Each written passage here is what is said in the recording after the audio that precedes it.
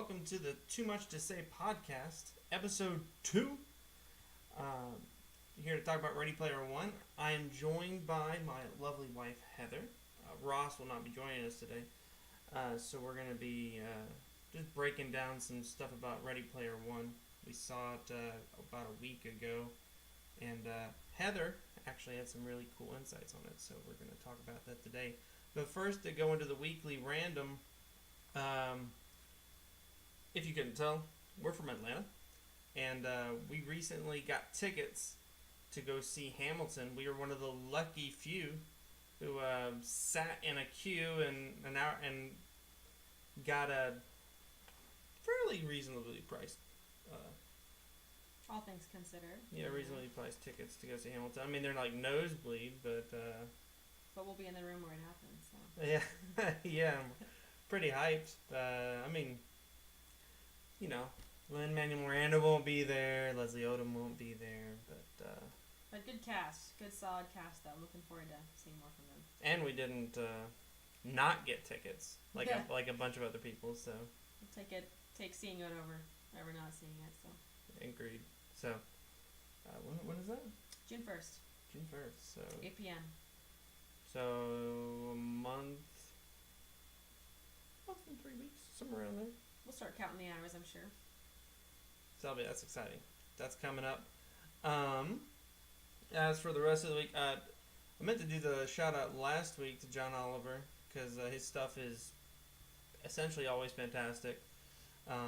Last week was the immigration courts, and this past week was crisis pregnancy centers, which, I mean, I guess what I really like about it is I always learn something from his stuff. I guess I'm not that. I don't follow too much pregnancy because I personally can't become pregnant, but I'd never even heard of a crisis pregnancy center. It sounds like a positive thing, but I don't know, it was really interesting what he had to say about it all. It kind of ties back to our original, what we were talking about last week with back to the abortion topic, which is always fun and happy. But this is about crisis pregnancy centers should be about getting women who need help, and it kind of turns out not to be that way. Do you have anything to say about I was surprised. I guess, like a lot of people, I kind of assumed that crisis pregnancy center meant that there's support, that there's infrastructure there to help a woman through a pregnancy so that she doesn't have to have an abortion, so that all of that support is there. And I was really shocked to basically see his research that no, it doesn't exist. It's kind of to lure you in, to talk you out of an abortion, and kind of send you on your way. All right, and that was really surprising. And then also to see that they don't conform to HIPAA, that they don't have medical licensing, a lot of them, that it's not a clinic, it's not a medical facility, and that opened my eyes a lot. And it was disturbing to me to see how they operate and that they don't provide, I think, what people are hoping that they provide. Yeah, I mean, I mean, it comes back to what Ross and I were talking about last week. That at the end of the day, I mean, I think we all want to live in a world where there are no abortions, but that the best way to get there is to put women in a position where they don't feel like they need it, and we should be doing that instead of spending money trying to convince them not to have abortions. Let's take the money we'd spend on these crisis pregnancy centers and help fund women who need funding. I mean, if you're pregnant, you're young and pregnant, I mean, that could be the end of the world. Almost, it feels like the end of the world for you because now you don't get to go get an education. Now you don't get to have a job. You're a single mom. I mean, you're going to be living on food stamps, and that's just... Even just the experience of being pregnant, having to go through that. Absolutely. Even adoption, that by itself is a big deal for anyone to go through. And obviously it's an issue. Abortion, pregnancy, teen pregnancy, unwanted pregnancy, whatever. It's not the issue itself, the root of the problem. We have to get to the root of the problem. You can't just look at this or that. You have to address the source, and that's the environment. The environment we have is unsafe for women who go through crisis pregnancies, and we have to address that first and foremost. Yeah, I agree. I just think we need to get into a better place in North America when it comes to women's health and taking care of women. I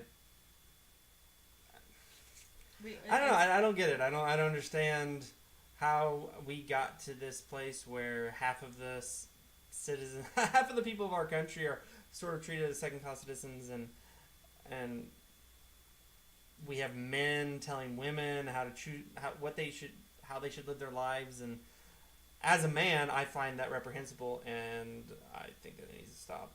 Well, we lag behind the world, the industrialized world, in women's health care and support, and that's we lag behind the that. industrialized world with healthcare in general. With a lot of things, actually, including there are a lot of things that could be talked about with that, but yeah, that's just one example. So, yeah, agreed. lots to think about. And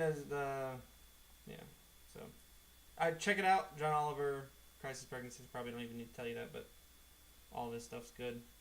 And this is a brief sports aside. As you can see, I am a sports fan, specifically baseball in this case. Just want to give a shout out. Just if you like baseball at all, you need to check out Shohei Ohtani, recent import from Japan, striking people out, hitting home runs. 3 home runs in his first 4 games, something like that. It's ridiculous, but pretty cool. Anyway, that's kind of the end of the weekly random, and none of those really apply to Ready Player One. But we're gonna kind of hop in, just kind of you want to do a summary of the kind of the plot of the movie, that sort of thing, what you thought of it. My perspective will be a little different than yours. Yeah, I mean, I read the book. Right. I've only seen the movie, but spoiler alert, this is giving away the plot. Oh yeah, this is not major spoilers. This is not a spoil-free zone for certain. So stop listening if you're planning to see it anytime soon. Otherwise, let's go ahead. So Wade Watts, is that his name? Wade Watts is a young kid. He's a dystopian society, futuristic world where everyone basically lives their life. You've never heard of that before. Never seen a dystopian. It's the future. Yeah. In a fallen world in the future. Mm-hmm. And if society's collapsed, basically everyone's living in chaos, and they live their lives virtually through the Oasis, which is like an online mega role-playing game. I'm not sure. Virtual, right. Massively multiplayer online role-playing game. Right. And the creator, who they kind of all worship, is this. He is, I don't know how you describe him. He's like the not Bill Gates. Steve Jobs. He's like Steve Jobs. I mean, Bill Gates. Willy Wonka, a little bit kind of eccentric. Anyway, and he's created this oasis that everyone plays in the whole world, and he's created this Easter egg at the center that will gain the user who finds it access to control of the whole game. Well, he created a competition. Right. So to inherit the oasis, and so Wade Watts and his motley crew essentially go on this quest to find the egg and are successful, and they have corporations following them, trying to hunt them down to stop them, and it's this really, really interesting exploration of fallen worlds and video gaming and virtual reality, and I don't know what else. I think it also kind of touches on over-commercialization and kind of sort of how we feel, especially, it's kind of relevant, especially when it comes to Facebook recently with all the Facebook data leaks, and heck, Mark Zuckerberg was being interviewed today about Cambridge Analytica, and about his inability just to protect users' data, and Big Brother, and how we all feel about data and taking care of ourselves. And it really touches on a lot of that, because like you said, he's getting hunted by this company who wants to take over the Oasis, and they're trying to win this competition to take over the Oasis. And I thought as a movie, standalone movie, trying to remove my bias, because I read the book. Actually, I read it twice. Narrative wise, decent, but I was born in '86. I love the '80s. Oh yeah, that's something else. Yeah. Well, place all the way through is the references to the '80s. That it's basically a love letter to the '80s. Well, the movie is a little less of a love letter. It's more just it's just a pop culture bonanza, I'd say. And the graphics are amazing. To put that, the graphics are top notch. Mm-hmm. Yeah, probably. The best I've seen. It's up there with Avatar and that sort of thing. Mm-hmm. Oh yeah, I would say so. Visually stupendous, and if that's what VR becomes, then That would be exciting. Yeah, So. to represent the oasis that they've created, to make you feel like you're immersed in that. But the biggest thing being the 80s references, which is the whole plot is kind of a vehicle for references to Star Wars and to John Hughes movies and to 80s music, and because the creator loved the 80s and everything about the 80s, and so all the way through the Oasis is all of these references, and people have picked up on that, and the 80s culture has kind of had this rebirth and this renaissance, and everyone loves 80s again, and it's really fun. Yeah, I mean, if you like, I don't know, if you like action movies, I mean, it's definitely a popcorn flick. You definitely want to go see it. When it comes to, I mean, like I said, the graphics are visually stupendous. I would go see it in the movie theaters just for that fact alone. I mean, Oh yeah. the narrative is okay. It's not. It's nothing. It's not groundbreaking. Yeah, it's It's been done before, and we'll get into that, but it's been done before. I mean, it's an action movie. I mean, it's pretty hard to create a movie, I'd say, generally now. That hasn't been done before. hasn't been done before in some way. But it's not really done, I'd say, even uniquely here. It's just done. And you're enjoying the visual spectacle more than you're enjoying, like, fleshed out characters, witty writing. Yeah. I mean, I'll be honest, I don't remember a single one-liner from the entire... I don't think I can either. It didn't break any new ground in any of those ways. It leaned heavily on its visuals. Which ironically will be outdated in a couple of years, but at That least means, for this year. That really being said, I'd say compare it to the Avengers. How do you feel about it compared to the first Avengers or even the second Avengers movie? Because I feel like Avengers is another movie that I'm a huge Marvel fan, but it's pretty light on everything except visuals. So how do you feel? Avengers versus Ready Player One. I think thematically, there are different themes there. You could dig deep, but yeah. I don't mean, but I mean, like, how do you feel? Like, would you rather watch Avengers again, or would you rather watch Ready Player One? I mean, it's been a while since we've seen Avengers, but I would say Avengers only because that's part of a series. That's a larger universe. There's more there than standalone. So just for that reason. But I mean, did you enjoy one more than the other, like narrative wise and just pure enjoyment? I have to go back and maybe Avengers. I don't know. I think maybe I've seen Avengers too many times. I'd rather go see Ready Player One. It would be only be my second viewing, I guess. Even though when I compare that to the book,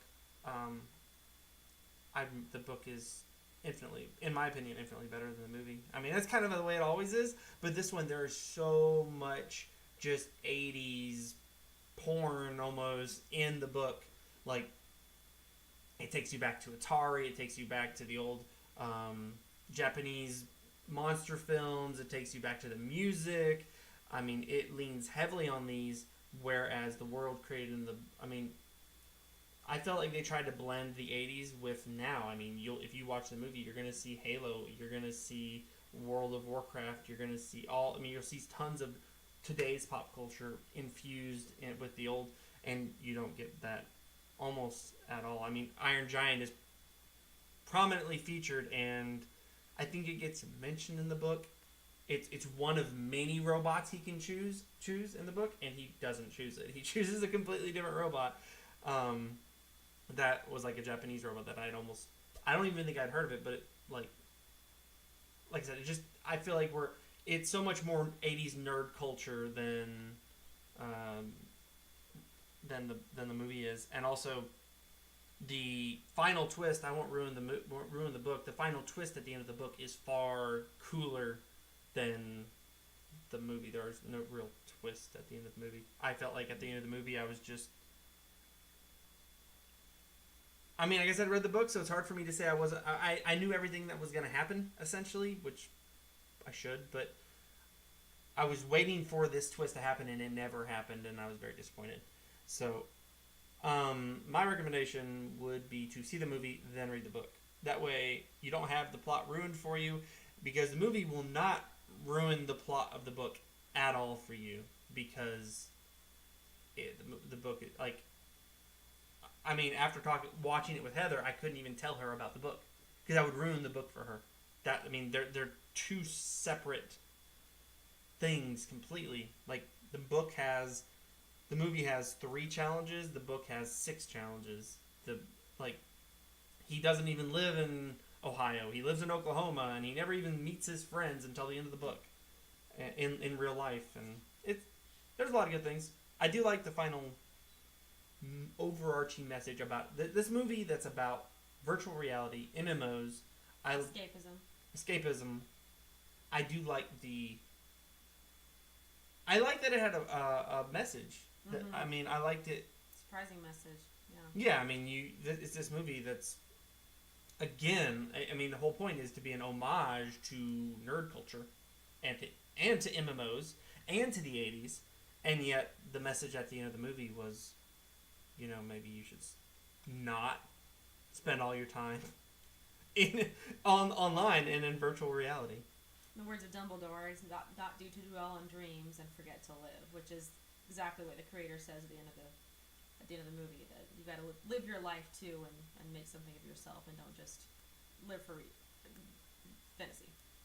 Yeah, and it ends up being the greatest lament of the person who created this oasis, this virtual reality, and which he called a game all the way through, and people have stopped treating it like a game. It, yeah. They treat it like life, and his greatest regret was not living outside the game, and our protagonist basically goes through that exact same experience throughout the entire movie until the end, when he finally meets his lady, and he's like, I don't really want to play the game anymore. I'd rather just spend time with you. And I mean, as we all know, for those of us who play games, that does happen at the beginning, the infatuation period of a relationship. But eventually, you get dragged back into games. But it is but playing games is fun nonetheless. But spending time outside is also a good thing. But anyway, as for the comparison that you hit me with, I think a couple days ago, and that I thought was really cool, and once we mention it, it's pretty obvious, but it didn't strike me at all. So, you talk about that. Yeah, it's your floor because it's your idea. After watching it, I'm thinking about the movie a little bit, and again, this is not having the plot of the book. This is just what I saw in the film, but kind of reminded me a lot of Willy Wonka and the Chocolate Factory, and there's a lot of similar themes there. Similar story arc. You should really talk about it. So essentially, you've got your eccentric, lonely genius. You've got your Willy Wonka character as your James Halliday. They created this amazing thing because of their love of whatever it was, gaming, chocolate, what have you. Your protagonists who are poor and don't have much to live up to, and this is kind of their one shot to do something interesting with their lives and rise above their station. And then you've got this massively global competition to take over the creation. Everyone in the world is freaking out about a chance to get in on the action and to get a piece of the pie, kind of, to take over this creation. And everyone in the world loves it, and they all want to be part of it. And then at the end, what you've come to find out is through all the action and all the competition and everyone vying for winning this thing, is that it's not so much about the competition or about winning obstacles or overcoming things. It's more about worthiness. It's who is worthy to inherit, who is worthy to take over the creation, who will value it for what it is, and that ends up being the case in both of those things. So if you think about it, it's a lot of similarities. Oh, and the antagonist of the stories is your corporate machine who's attempting to over-commercialize a creation. You've got what's his name? Slugworth and Willy Wonka, who's trying to tempt them. Hey, I'll give you this much money and take care of your family if you give me the recipe for the everlasting gobstoppers. And then you've got your IOI corporation that are trying to take over and win. They have a corporate machine set up to win this competition, and they're trying to outbeat all these independent, egg hunters. And so it's interesting to look at all these things and kind of break it down and see how similar that they are. And popular stories, both of them, and it makes sense. So. Yeah, I just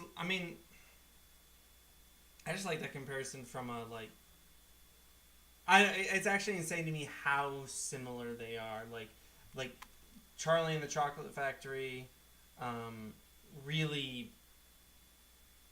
I don't know. I mean, it was always, I don't know, growing up, it was always just a magical world, I guess. Like, and you're gonna go and there's literally everything you could ever imagine as a child, every type of candy, and the fact that candy is so fascinating to children is funny to me. This whole world that fits inside a factory, seemingly, but to a child, that is your biggest Dream. I mean, all the food, all the candy world. you could ever, Candyland. Candyland, Yeah, but all the candy you could possibly eat.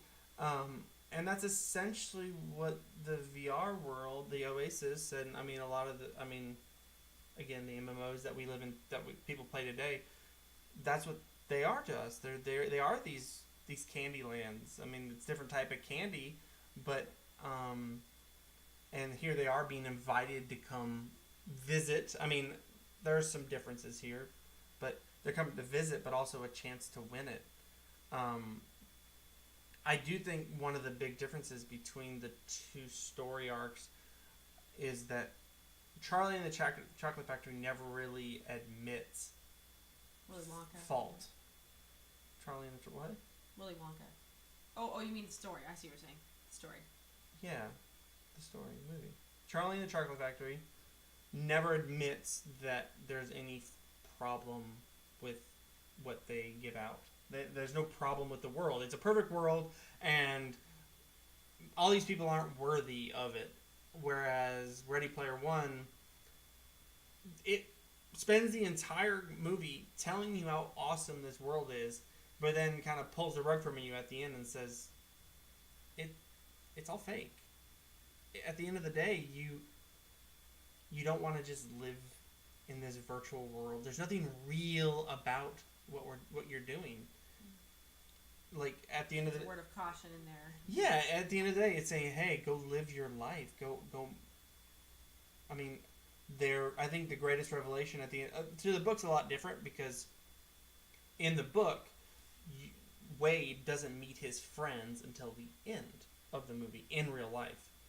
And so he spends this entire time not knowing them personally, and he knows them personally, just not physically. I guess it's a weird dichotomy. I mean, it's something we all live in today, but it's such a weird concept that to know someone very intimately, but you don't know them physically because you've maybe even never seen them with your own eyes, never even done a video chat, nevertheless met them in person. But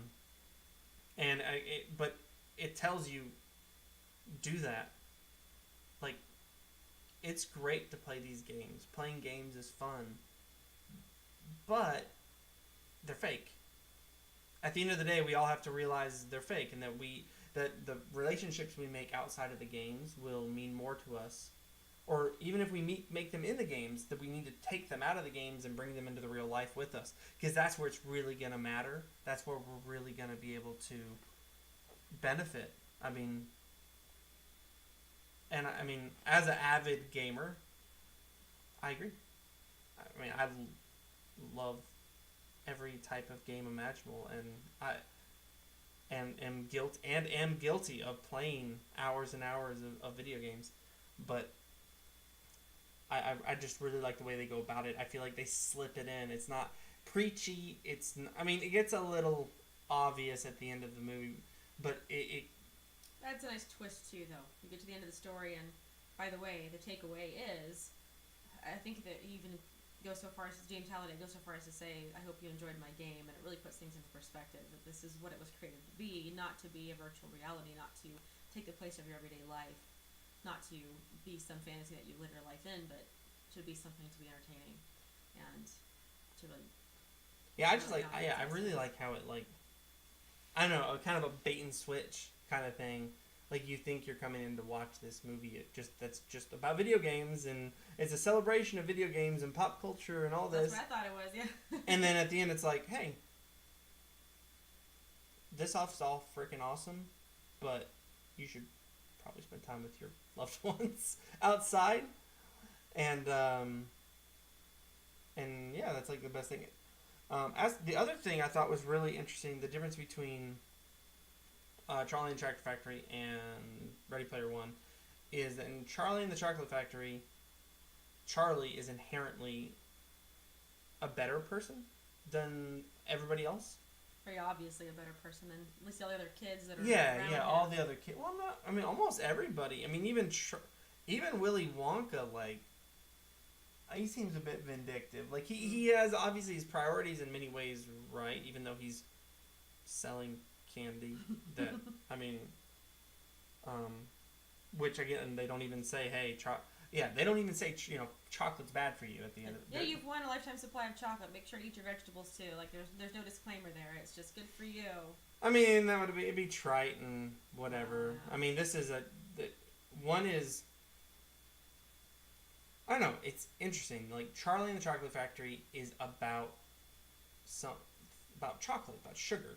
This is more surface level. I think Ready Player One takes that concept and moves it up a level. It's a grown up version. This is Willy Wonka grown up with virtual reality. This is for the next generation.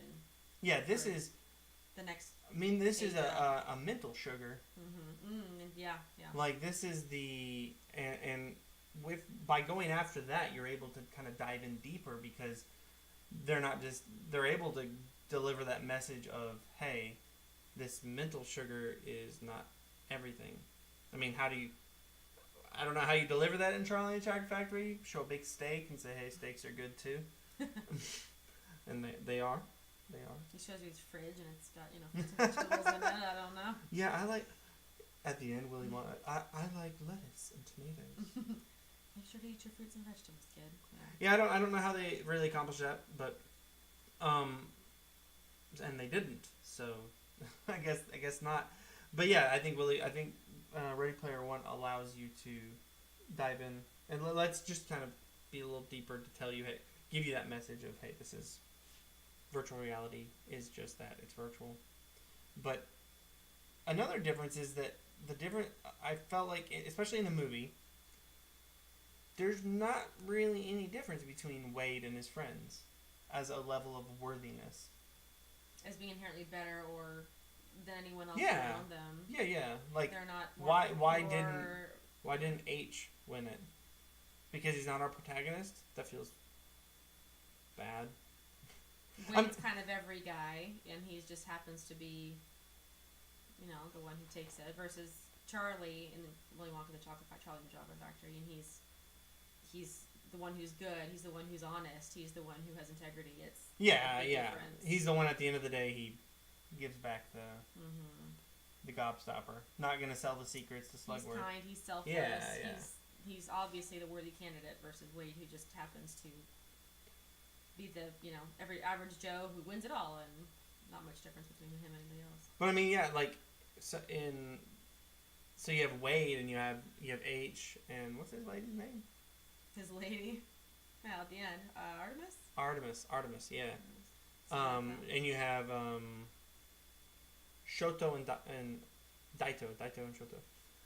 His team, his sort of.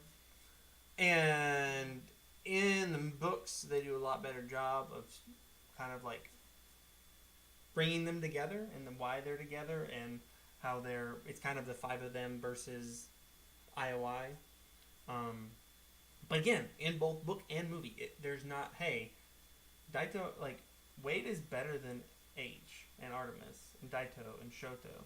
Like, he's not. He's just our protagonist. He's not to say he's not a good guy, and he does obviously make the right decision at the end. I think both book and movie, he ends up splitting the prize with the other members of the High Five. But I do feel like Artemis and H feel like they should be part of the team in the movie. Daito and Shoto don't really feel like they should be part of the team in the movie. They feel like they're secondary for sure. And they're a lot more involved in the book. They're a lot deeper. Their relationship becomes deeper, and some other things happen. And it's. But again, why Wade? Like, why is he the last man standing? Because he has a coin. I don't know. That's a little, like, the more I think about it, the more unsatisfactory it is. Like, my protagonist isn't really better than everybody else. Whereas in Charlie and Chocolate Factory, he is. Yeah, that's a difference. He's sort of the Bella. It's like, why him? Bella? That's a Twilight reference. Never mind. No. No. We won't go No there. Twilight. We won't go This is the Twilight free zone. I haven't read it. I'm just. You can't say it now, as you make Twilight references. I'm just I've talking never. about characters who aren't interesting and don't deserve. Oh, I don't know just anything about Twilight. I don't. Okay, insert any character that isn't notable or interesting at all, and yet good things happen or interesting things happen to them. I don't know. I mean, like you said, it's the everyman, I guess. It's the everyman.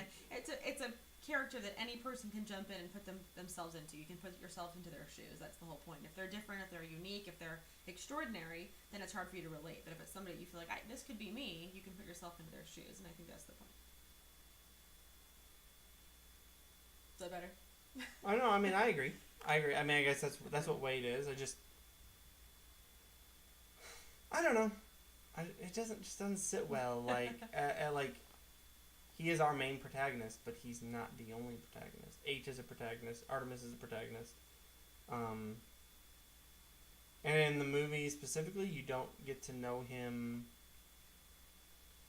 as well. And in the book, like, they address that, like, it's not just him winning it. Like, it's just the books, while still not narratively groundbreaking, still it's just deeper. And yeah, it's true of any book versus movie. That's just going to be a universal problem. If you want more of a story, more characterization, more of anything, you read the book, right? Yeah, I agree, but there are plenty of movies that have lots of characterization in them. I mean, I feel like in Gladiator, for instance, I feel like I really get to know get to know him. It's also longer. Right, but I mean, it's not about it being longer, though. I mean, it's longer because there's lots of action. But I'm just saying, like, they go into his character, they tell you about his motivations, they show you his loss, they show you his victory, they show you his rise back up, like. And then the difference in that being it's his story arc versus getting to the egg in the oasis. That is the point of the story. It's less about the characters than it is about. It could have been anyone. The point is, look at this cool oasis, look at this cool creation, and here's this competition to get there. And that's really the point and the kind of the star of the story is less about the people there and more about what it is they're trying to do. I agree with you, but that doesn't mean that it's right. Oh, I'm not saying that. I'm just saying that's the reason for it, I think. You have less characterization when more, sparkles. Yeah, exactly. When it's all about the action and all about the plot, Well, yeah, but that's my main criticism, I'd say, of the movie is that it's more about the sparkle. It's more about the action and the flashy action sequences and that sort of thing. Like, I'm not saying I don't want those. I do, but I would be and again, it might just old age or whatever, but I would rather have more character development and less action. Like, I'm down for that. I mean, I like action. I mean, obviously, but like Gladiator, Gladiator's an action movie. Gladiator is amazing. I mean, they're some of the best fight sequences. Like you said, it's a little longer, but some of the best fight sequences of all time. Like, and yet at the same time, when he dies at the end, it means so much to you.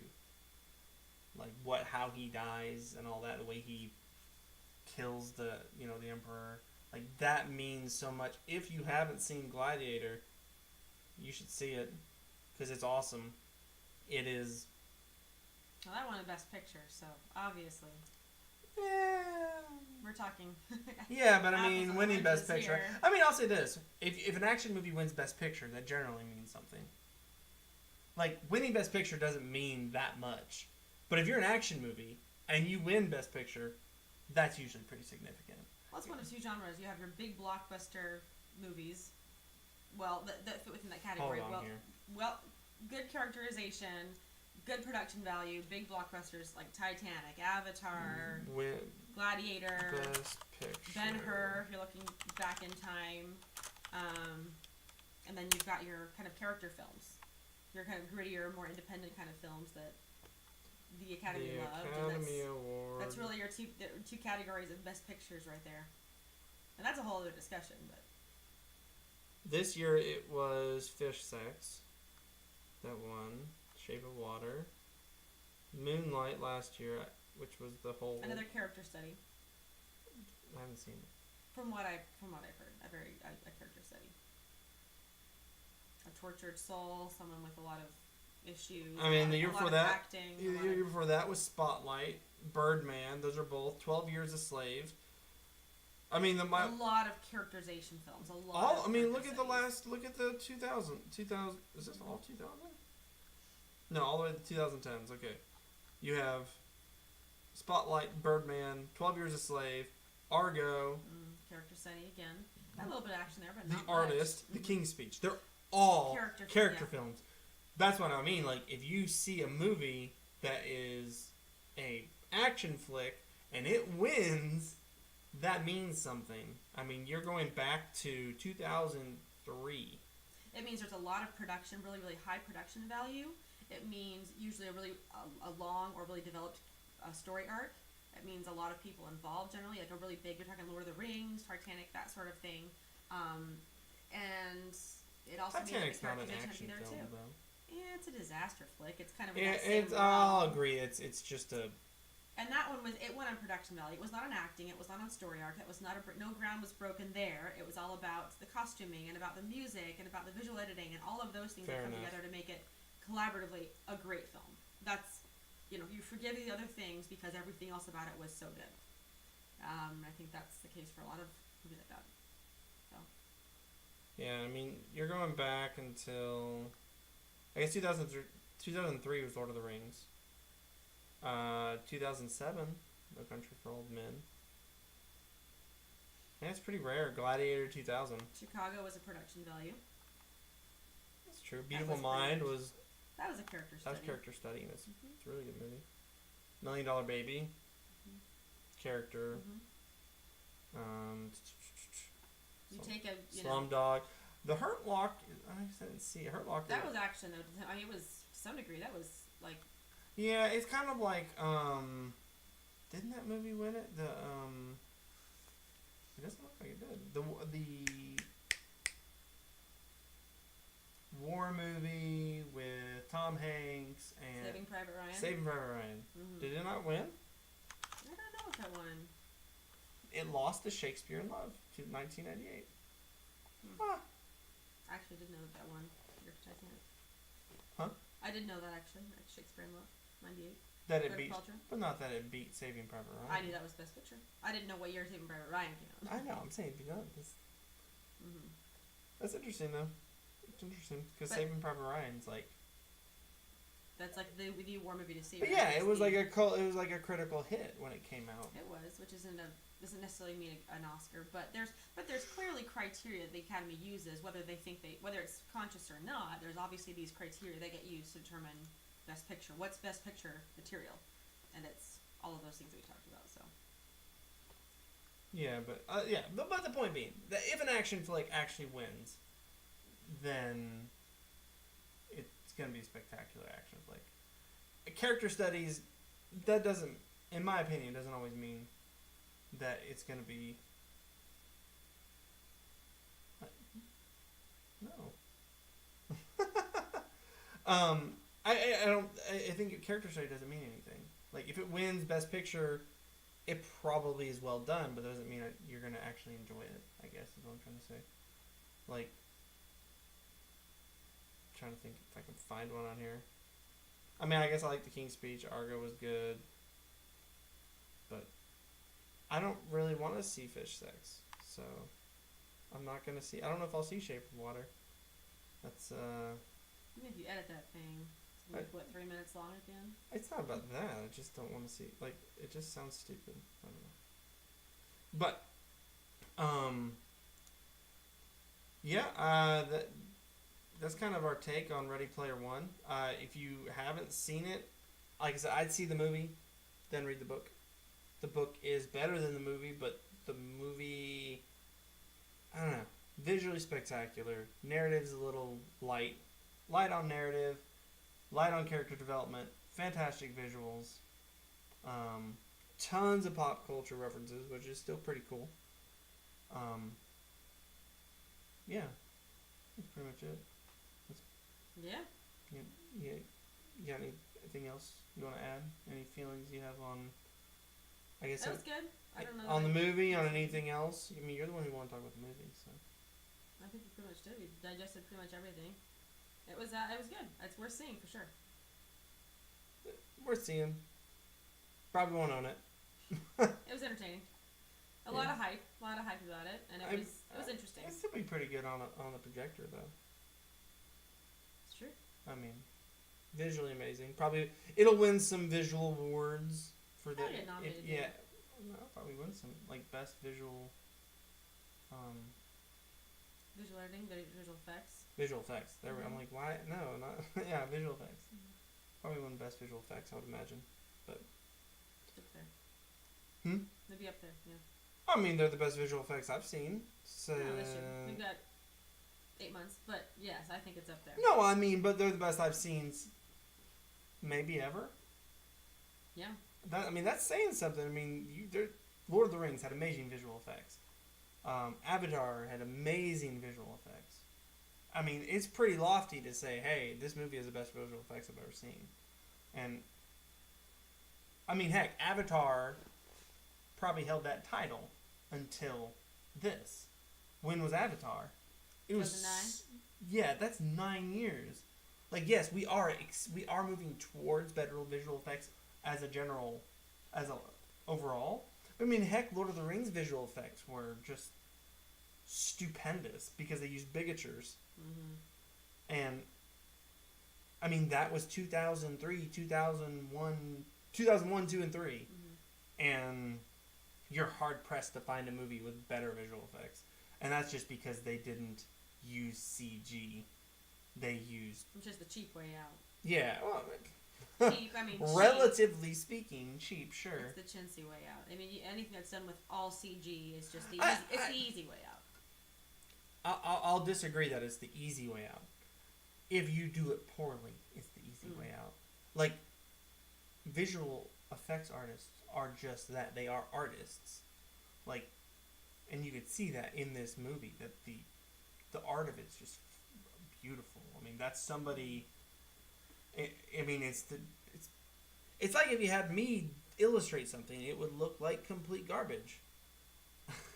Like you're getting what you pay for, but if you, Pablo Picasso, it's up there. Like, I think that the quantity of amazing art today is more than it's ever been, and it's just kind of how with movie scores, like they are today's classical music. It's kind of like the same thing, like this. Like artists in general. I mean, yeah, there are still there's no Pablo Picassos anymore. There still are amazing artists, but I mean, I feel like a lot of amazing artists do visual effects nowadays. They do the CG. They do, Pixar and yeah. I don't think it's a chintzy way out. I think that if you don't pay the money, you don't put the time in. Sure, it looks like garbage, and what they did with Lord of the Rings with the bigatures and the sculptures, that's some dedication, and that's a lot of it. Again, a different mode of art. So, to be able, again, I guess that's what my point is, that like to put this up there and say, hey, this is the best visual effects I've ever seen. It might be the best visual effects that we see for... it could be another 9 years. It's all about how much money are you willing to spend. What is the concept that merits the amazing visual effects? How are you implementing them? Like, Avatar held the title for 9 years, and now... it'll probably be broken when the next Avatar comes out. They're doing 4? How many Avatar sequels? Oh, there you go. 4 sequels. And I'm going to be honest, Avatar was Pocahontas. Again, no ground broken there. How do you make 4 sequels to Pocahontas? You make new stories. You borrow new stories. Hero's Journey. I don't know. Where do you go, though? like 4 sequels. Cinderella's story, a hero's journey. You can borrow all sorts of things. Avatar 2, Cinderella. I won't call it that, but that's what it'll be. I can't. 4 sequels. 4 blue Pocahontas sequels. Blue Pocahontas. Blue Pocahontas. 2000. I'm amazed that anything's Is it coming really? out. It's been 9 years. I'm amazed anything is happening. That's whole nother thing. Yeah, is They've that been pulling Lord of the Rings and just filming all at once, and it's like they've been gone for 10 years. 2. Yeah, and I think that's what has happened. I think that they've just been away filming for years, oh, and okay. it's all in one go. That's why we haven't heard anything. Oh, and are they doing it back to back? No. This is the December 2020. Yeah, the next Avatar. The release date is currently So 11 December years. 18th, 2020. Wow. Okay, here. They didn't want to pull an Avengers and just like crank them out. They just. Oh. Where's the release? I thought it was going to go into release dates. Okay, here. Okay, first one is on 2020. 11 years exactly, and then 21 through 25. I mean, this is James Cameron.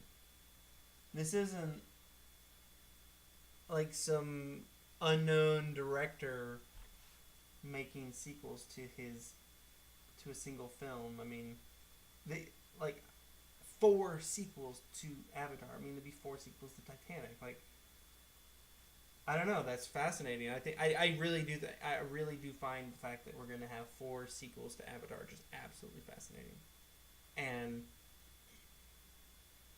especially after the first one was so low on narrative originality. How do you make 4 sequels that actually keep us engrossed in your narrative? I am morbidly excited to find out. Because the first movie was complete garbage. Visually just spectacular again. But it was literally Blue Pocahontas. So I don't know. I'm excited to find out like what he has planned, because it's not like he makes bad movies. I mean, he makes billion-dollar movies. He has $2 billion movies. So I'll be excited. I mean, even though I didn't even enjoy the first movie, I'm just excited to find out where he's going to go with it and how he's going to. I mean, how do you keep? I mean, when you commit to 4, that 4th movie has to be something spectacular. Otherwise, people are going to be like, "This is old hat. I've already seen it. I'm not going to see another one." I don't know. Interesting. I guess that's like 2025. 7 years from now, we'll see. We'll have a total of 5 Avatar movies. But anyway, that is it for the Too Much to Say podcast. We had a little less to say today. We're only at 48 minutes, but we'll be back next week. Probably Ross and I don't know what we're talking about yet, but if you have any ideas, just throw it down in the comments section. You can also catch us on Spotify, YouTube, iTunes, Google Play. I mean, any place you can find podcasts, basically. And yeah, if you have any ideas, anything you want to hear us talk about, we like to talk. That's kind of the whole point. Yeah. And Heather, thank you for joining me. You betcha. Thanks for you bring in the hot takes on Ready Player One and Charlie and the Chocolate Factory. If you haven't seen Charlie and the Chocolate Factory and you're sitting here listening to us talk about it, sorry. Yeah, just go watch it. I don't know. It's probably the 60s version, 70s, early 70s. Which one's which? Original version. There's 2 movies. There's Willy Wonka and then there's Charlie. There's Willy Wonka. That's the first one, right? Original's Willy Wonka, yes. And the second Gene one. Wilder, and second one was the Charlie and the was Chocolate Johnny Factory Depp. with Johnny Depp, yeah. So that one's psychedelic. we've really been talking not, about Willy Wonka, not Charlie and the Chocolate Factory. We're talking the original, the good one, 1970s. Anyway, that's a whole other discussion. Yeah, but I mean the second one's pretty good. Just different. The second one's not bad. I mean it's kind of cool. It's different though. The comparison's not quite the same with that one. So we're referencing the original here. I've only seen the Johnny Depp one once. Yeah, it is different.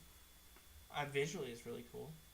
I mean, for on that same, I mean, that's part of movies is how visually stupendous are you. I mean, that's one of the things that you can accomplish with movies, whereas books, it's what kind of picture can you paint with your words, I guess, and what kind of narrative. They rely on two different mediums, so. But yeah, if you haven't seen Willy Wonka and the Chocolate Factory, the first one, the Gene Wilder movie, uh, I wonder how that holds up if you don't see it until you're older. Because like Christmas Story for me is awful. Can't watch it because I never saw it growing up. Whereas I don't know other I could go watch the little claymation Rudolph movies every Christmas because I grew up watching them and it's just nostalgic. So I don't know how to hold up for you, but it is a pretty cool story and it's a classic for certain. So I'd check that out and then like I said, read Ready Player One after you watch it. But thanks everybody, and catch you next week.